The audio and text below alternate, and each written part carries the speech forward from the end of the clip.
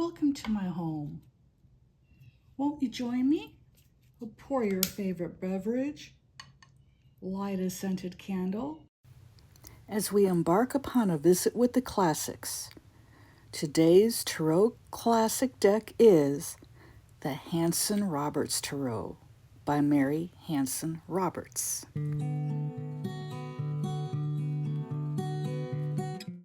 I'm going to be taking you quickly through the deck so you can get a really good idea of the cards in it.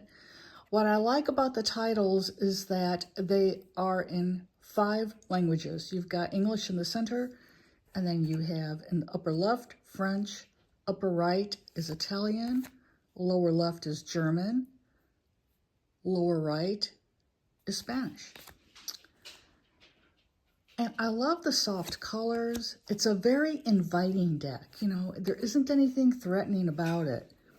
So it's a favorite deck of mine to use when I read for clients professionally.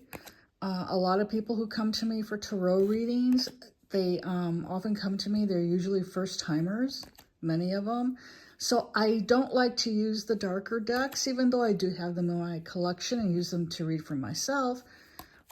I like a deck that has plenty of light in it and it has bright colors and the images are non-threatening, and that is definitely the Hanson-Roberts. Like, look at the death card. People aren't going to freak out if they see that in their spread until they see the title, you know? And then I can tell them it very seldom means physical death. There goes my neighbor. Sorry about that.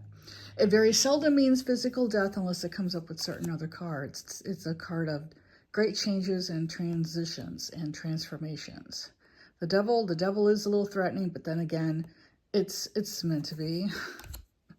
And then we have the Tower and the Star. This is one of my all-time favorite star cards from any tarot deck.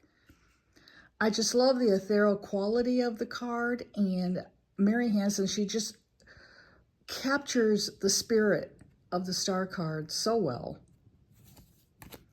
Then we have the Moon, Sun and Judgment, and the World. And then going into the minor arcana, here we go with the Suit of Wands. And I love the way she does the faces, and they look, they're dressed medieval, you know, because that's the style upon which this deck is based. It's based upon the Rider-Waite-Smith deck, and Pamela Coleman-Smith depicted all her characters in medieval garb. So Mary Hanson-Roberts carries over that tradition into her own deck, but she also gives it her own slant, her own view of things. So it's really, it's a very individual deck. It is a Rider-Waite-Smith clone, what we call a clone, but it's not exactly like Rider-Waite-Smith. She has her own style, which I really like, and I love her depictions of faces. To me, they just look so fresh. You know, just gorgeous. And now we have the Suit of Cups. And I love her use of bright colors. You know, a lot of tarot decks, a lot of tarot artists, they tend to go with the darker, you know, more atmospheric colors. And I think it's because a lot of artists assume that's what tarot collectors and what people who go for tarot readings expect. But I'll tell you what, I'm an artist myself and a deck creator. I'm the creator behind the multi-award-winning Egyptian Lenormand, published by Schiffer in 2014. And the clients who come to me for readings, one of the comments they almost always say is, I love the decks that you use. The decks that you use, the colors are so bright. The figures look so nice, friendly, inviting. You know, there's nothing creepy about it. And I appreciate that. It helps to make the client more comfortable with the reading. And the more comfortable a client is when they come to me for a reading, the easier it is to read for them, because when someone's uncomfortable, they close up. And so it can be difficult to give them a psychic reading, because I not only interpret the cards according to the traditional meanings of the cards, I interpret them intuitively as well, and I string the images together so you get a well-rounded reading when you come to me for a tarot reading. And that was the Suit of Swords, and now we go into the Pentacles. Now, as to what I like and what I don't like about this deck, I'll go with the cons first. Number one, the borders. I really wish they would publish the Hanson-Roberts Tarot in a borderless style. The reason I say that is because the type of readings that I do, I string the images together on the cards to create a story with them. So if you go side by side in a reading and they have a white border, what happens? That white border breaks up the story. It kind of, my psyche kind of sees it as a barrier. And so it can make it a little bit more difficult to, you know, string along a narrative. So I don't like borders. Another thing I don't like is how large the label is, but I can understand them including the other 4 languages. You know, I do understand that, but still I think it's a little large and a little intrusive when it comes to the artwork. Those are really my only cons, because it's a gorgeous deck. Of very few decks I can say that I like every single card in the deck. The Hanson-Roberts Tarot is one of those rare decks. And I really like the coloring she uses on the quartz. The coloring is very traditional. Here, let me pull out the Pentacles, and then I'll go through and get out the other quartz. I'll go through and pull out the other court cards so you can see what I mean by that. Traditionally, the depictions of the court cards, they're identified with certain colorings of people.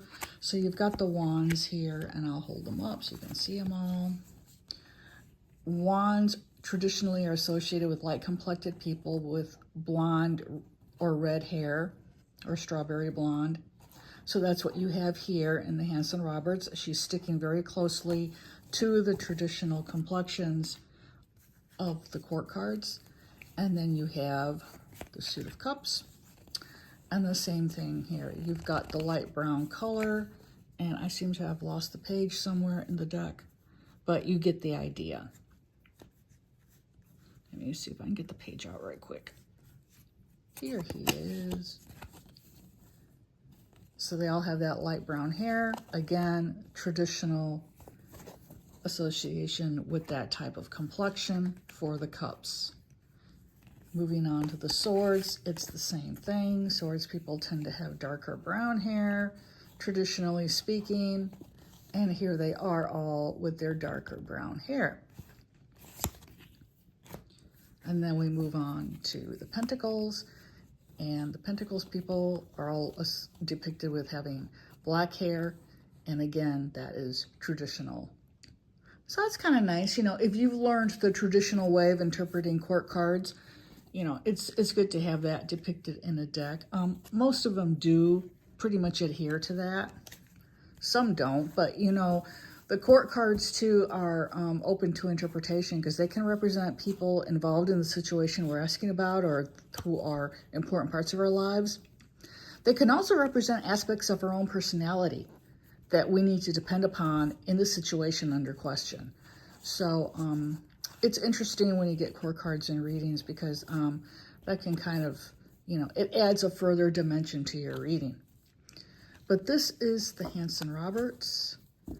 And another thing I really like about it is super easy to shuffle. Like I said, it is playing card size.